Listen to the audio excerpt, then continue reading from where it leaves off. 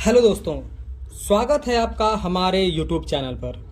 दोस्तों, आपको दो इमेज दिखाया जा रहा है। पहले इमेज में आप देख सकते हैं कि कॉलम को कास्टिंग करने के बाद, कॉलम बनाने के बाद अगले दिन जब कॉलम को शटरिंग खोला जाए और क्या हो कि अगर आपका भी कॉलम कुछ इस तरीके से निकल करके आए।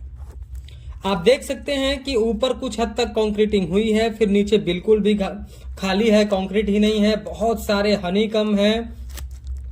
तो आप देखकर भी अंदाजा लगा सकते हैं कि ये कॉलम बिल्कुल भी वेस्टेज है। और दूसरा इमेज जो आप देख रहे हैं, ये इमेज जो आप देख रहे हैं, इसमें स्लैब के बारे में दिखाया जा रहा है कि स्लैब का निचला हिस्सा कुछ समय के बाद आपका छत लगे और कुछ समय के बाद निचला हिस्सा स्लैब का अगर गिर जाए तो आप समझ सकते हैं कि कितना बड़ा नुकसान हो सकता है। और ये मिस्टेक घर बनने के बाद नहीं की जाती है, घर बनते समय ही साइट पर की जाती है। और लोगों को, जो क्लाइंट है यानी जो ऑनर होता है, उसको कंस्ट्रक्शन का नॉलेज न होने की वजह से ठेकेदार या मिस्त्री चूना लगा देते हैं।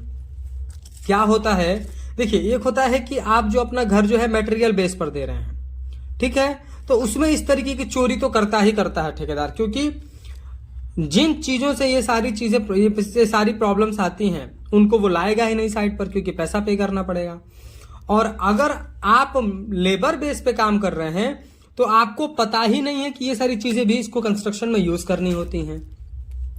तो अगर आप चाहते हैं कि आपके कंस्ट्रक्शन में कॉलम, बीम या स्लैब में इस तरीके की मिस्टेक नहीं आए, इस तरीके का उसका हाल न हो और आपका घर मजबूत बने, तो आप वीडियो को इन तक जरूर देखिए।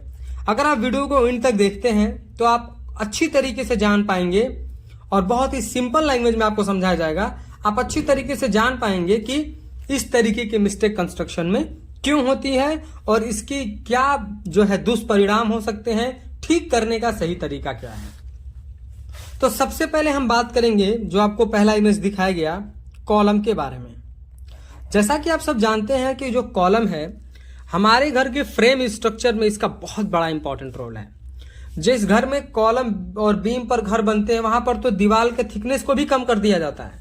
यानी कि जो भी आपके स्लैब पर लोड आएगा, जो भी आपके घर पे लोड आएगा, वो सारे लोड आपके बीम कॉलम के थ्रू ही ट्रांसफर होंगे। और स्लैब से लोड को फुटिंग तक पहुंचाने में कॉलम का बहुत ही बड़ा इंपॉर्टेंट रोल है। तो इस नजरिए से आपका कॉलम मजबूत होना चाहिए। लेकिन क्या हो अगर आपका कॉलम इस तरह से बन करके रेडी हो?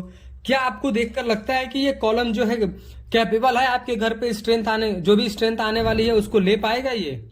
इसका जवाब है नहीं, क्योंकि कॉलम की आप हाल देख सकते हैं। कॉलम में ज्यादा रेनफोर्समेंट डालने से कॉलम की स्ट्रेंथ नहीं बढ़ती है, कंक्रीट पे आपके कॉलम की स्ट्रेंथ बढ़ती है।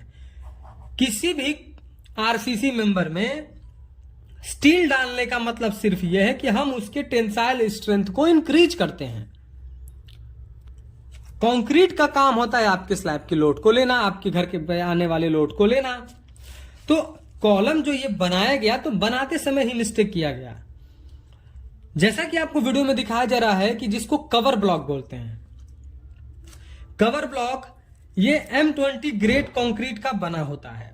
यानी M20 ग्रेड मतलब 1:3 रेशियो का, 1 सीमेंट, 1.5 सैंड और 3 एग्रीगेट के मिक्स से ही, यानी जिस ग्रेड के कंक्रीट से आप अपने स्लैब की कास्टिंग करने वाले हैं, उसी कंक्रीट के ग्रेड से जो है ये कवर ब्लॉक लगा होता है। अब गौर से समझिए कवर ब्लॉक का काम क्या है।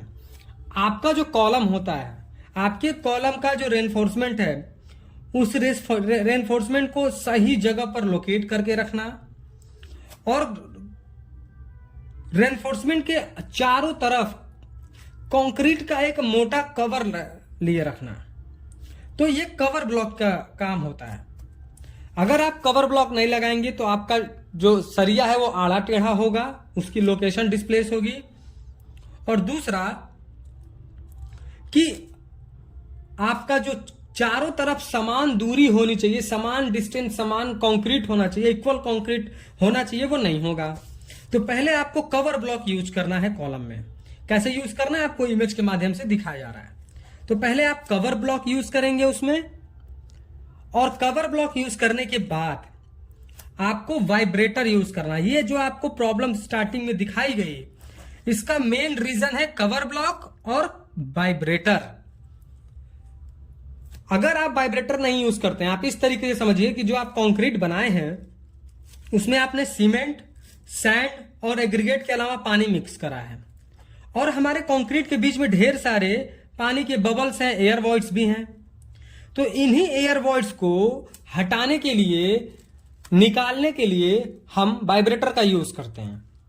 तो वाइब्रेटर का रोल तो बहुत इंपॉर्टेंट है। वाइब्रेटर अगर आप यूज करते हैं तो हनीकॉम्ब नहीं आएगा, यानी कि कहीं भी आपकी स्पेस खाली नहीं दिखेगी, और दूसरा कंक्रीट अच्छी तरीके से नीचे बैठ जाता है। इसमें यही मिस्टेक हुई है कि कंक्रीट अच्छी तरीके से नीचे नहीं बैठ पाया है। अगर आप यहां पर वाइब्रेटर यूज किए होते तो इस तरीके की मिस्टेक नहीं होती। तो इसके दो रीजन है, कवर ब्लॉक और वाइब्रेटर। देखिए, कवर ब्लॉक जो है कॉलम या फिर बीम में 40 mm का लगाना होता है, ठीक है। और इसका जो वाइब्रेटर आता है वो नोजल वाइब्रेटर रहता है, यानी कि उसमें बड़े नोजल निकले होते हैं जिनको हम कॉलम में डालकर वाइब्रेट करते हैं। आपको इमेज के माध्यम से दिखाया जा रहा है। तो आपको कवर ब्लॉक और वाइब्रेटर यूज करना है। क्यूरिंग वगैरह आपको प्रॉपर करनी होगी, तभी आपके जो है कॉलम और बीम में स्ट्रेंथ आएगी, क्योंकि सीमेंट को हाइड्रेट होने के लिए मॉइस्चर की जरूरत होती है। अब अगला हम बात करेंगे स्लैब के बारे में। देखिए, ये जो स्लैब नीचे की तरफ गिरा हुआ है, इसके सिर्फ एक ही रीजन है।